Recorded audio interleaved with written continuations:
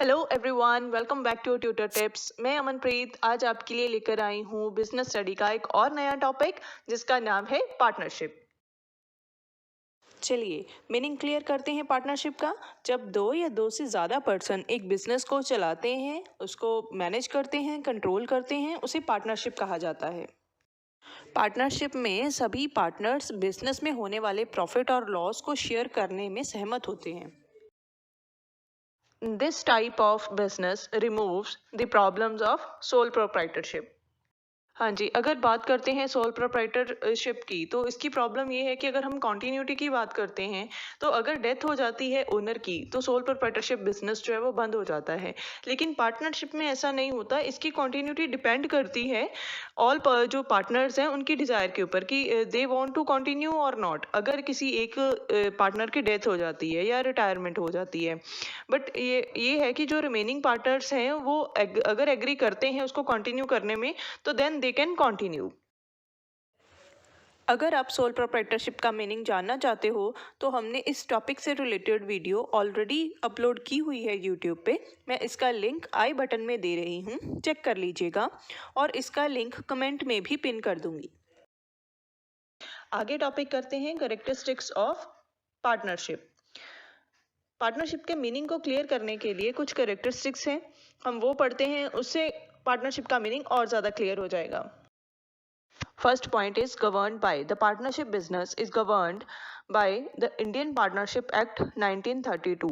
In India जो partnership act है वो 1932 है, और ये इस एक्ट के अकॉर्डिंगली पार्टनरशिप जो है वो एग्जिस्टेंस में आती है, जिसमें पार्टनर्स का एग्रीमेंट होता है, देन वो बिजनेस को चला सकते हैं। Next point is nature of liability. अब इसमें जो पार्टनरशिप बिजनेसेस हैं, सभी पार्टनर्स की अनलिमिटेड लाइबिलिटी होती है except limited liability partnership firm. ठीक है, तो अब अनलिमिटेड और लिमिटेड लाइबिलिटी, इसको थोड़ा सा और क्लियर कर देती हूँ। जैसे अनलिमिटेड लाइबिलिटी है, अब इसमें क्या है कि अगर बिजनेस में ह्यूज लॉसेस होते हैं तो पार्टनर्स के पर्सनल एसेट्स को बेच सकते हैं, उससे लॉसेस की भरपाई की जा सकती है। लेकिन लिमिटेड लाइबिलिटी में क्या होता है कि पार्टनर्स के एसेट्स को नहीं बेचा जाता, चाहे बिजनेस बंद ही क्यों ना करना पड़े। Third point is decision making. इसका मतलब ये है कि जो भी पार्टनरशिप में पार्टनर्स हैं उसमें से कोई भी पार्टनर जो है वो डिसीजन ले सकता है। He is allowed to take the decision as per the requirement of the business. ठीक है, क्योंकि जो भी बिजनेस की एक्टिविटीज़ हैं वो इन सभी पार्टनर्स का राइट है उस पर कि वो उनको मैनेज कर सकते हैं।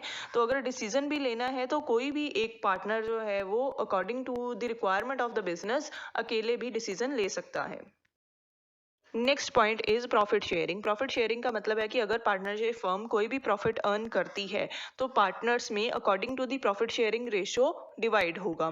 अगर डीड में, पार्टनरशिप डीड में प्रॉफिट शेयरिंग जो रेशो है, या मतलब जो पार्टनर्स की रेशो है, अगर वो मेंशन नहीं है तो प्रॉफिट जितना भी वो पार्टनरशिप फर्म कमाएगी वो सभी जितने भी पार्टनर्स हैं उसमें इक्वली डिवाइड हो जाएगा। फॉर एग्जाम्पल, जैसे पार्टनरशिप फर्म बिजनेस है, ठीक है, उसमें क्या है 50,000 का प्रॉफिट हुआ, तो अगर दो पार्टनर्स हैं तो दो पार्टनर्स में वो इक्वली डिवाइड हो जाएगा, 25,000 और 25,000। नेक्स्ट पॉइंट है रिस्क शेयरिंग। अब रिस्क शेयरिंग का क्या मतलब है कि जैसे प्रॉफिट शेयर होता है पार्टनर्स में according to the profit sharing ratio, उसी तरीके से रिस्क जो है वो इन्वॉल्व है बिजनेस में। तो अगर कोई बिजनेस में लॉस होता है या कोई भी रिस्क लेना है तो उसका भी एक प्रॉपर उसको शेयर किया जाएगा बाय द ऑल पार्टनर्स।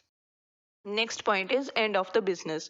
अब इसका क्या मतलब है कि जो पार्टनरशिप फर्म है कि उसका एंड कब होगा। ठीक है, वैसे तो ये कहा जाता है कि अगर पार्टनरशिप में किसी एक पार्टनर की डेथ हो जाती है तो इसका मतलब ये नहीं है कि पार्टनरशिप फर्म जो है वो बंद हो जाएगी। ये क्या है, पार्टनर्स की अपनी विल है कि वो अपने बिजनेस ऑपरेशंस जो भी एक्टिविटीज़ हैं उनको कंटिन्यू रखें। ठीक है, तो ये पार्टनरशिप फर्म में जो रिमेनिंग पार्टनर्स होंगे, it up to only for the partners कि उनके अकॉर्डिंग टू देयर विल वो बिजनेस को कंटिन्यू कर सकते हैं। इसमें कोई हार्ड एंड फास्ट रूल नहीं है या कोई ये रिस्ट्रिक्शन नहीं है कि अगर पार्टनरशिप में एक पार्टनर की डेथ हो जाए या हो जाएगी तो पार्टनरशिप जो है वो बंद हो जाएगी। ऐसा नहीं है, रिमेनिंग पार्टनर्स उसको कंटिन्यू कर सकते हैं।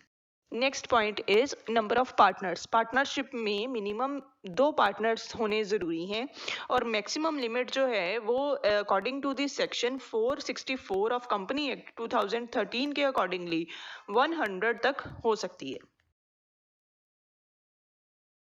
हमारा नेक्स्ट टॉपिक है types of partnership. So there are 3 main types of partnership. चलिए देखते हैं। फर्स्ट है जनरल पार्टनरशिप। जनरल पार्टनरशिप में क्या होता है कि 2 और मोर पर्सन्स होते हैं, उनकी इक्वल ओनरशिप होती है बिजनेस में, मतलब they are having the equal right of decision making, ठीक है, इन द बिजनेस। तो इनमें जो प्रॉफिट और लॉस भी होता है वो भी इक्वल बेसिस पे शेयर होता है। नेक्स्ट है लिमिटेड पार्टनरशिप्स। लिमिटेड पार्टनरशिप का मतलब है कि जो पार्टनर्स होते हैं इस पार्टनरशिप फर्म में, उसमें जितना उन्होंने कैपिटल को इन्वेस्ट किया होता है अप टू दैट उनका जो शेयर है उस पार्टनरशिप फर्म में होता है। तो इसमें अगर पार्टनर्स के पर्सनल एसेट्स की बात करें तो अगर लाइबिलिटीज ज़्यादा हो जाती हैं इस बिजनेस में, तो यहाँ पे पार्टनरशिप जो फर्म है उसमें पार्टनर्स अपने पर्सनल एसेट्स सेल नहीं करते। जितना उन्होंने अपनी कैपिटल कंट्रीब्यूट की होती है उस पार्टनरशिप फर्म में, अप टू दैट ओनली उनका जो लॉस है वो बियर करना होता है। इससे ज़्यादा लाइबिलिटी उनको नहीं पे करनी होती। नेक्स्ट पॉइंट है ज्वाइंट वेंचर। अब ये क्या है, एक इस तरह की पार्टनरशिप है जिसमें 2 या 2 से ज़्यादा पर्सन्स जो हैं वो एक एग्रीमेंट करते हैं फॉर सम स्पेसिफिक वर्क। तो जब वो पर्टिकुलर वर्क, स्पेसिफिक वर्क ख़त्म हो जाता है तो उस टाइम पे ये पार्टनरशिप भी ख़त्म हो जाती है या फिर ये पार्टनरशिप किसी और पार्टनरशिप टाइप में कन्वर्ट हो जाती है। जैसे कुछ एग्जांपल्स आपको देती हूँ। महिंद्रा रेनॉल्ट, ये भी जॉइंट वेंचर है। Bharatiya AXA general insurance company limited, ये भी जॉइंट वेंचर की एक एग्जांपल है। अगर आपको ये वीडियो अच्छी लगी तो प्लीज़ इसे लाइक ज़रूर करना, इसको शेयर करना और इसे सब्सक्राइब भी करना। अगर आप मुझे कोई सजेशन देना चाहते हैं या इसकी और एक्सप्लेनेशन चाहते हैं तो प्लीज़ मुझे कमेंट करके ज़रूर बताना। Thank you everyone.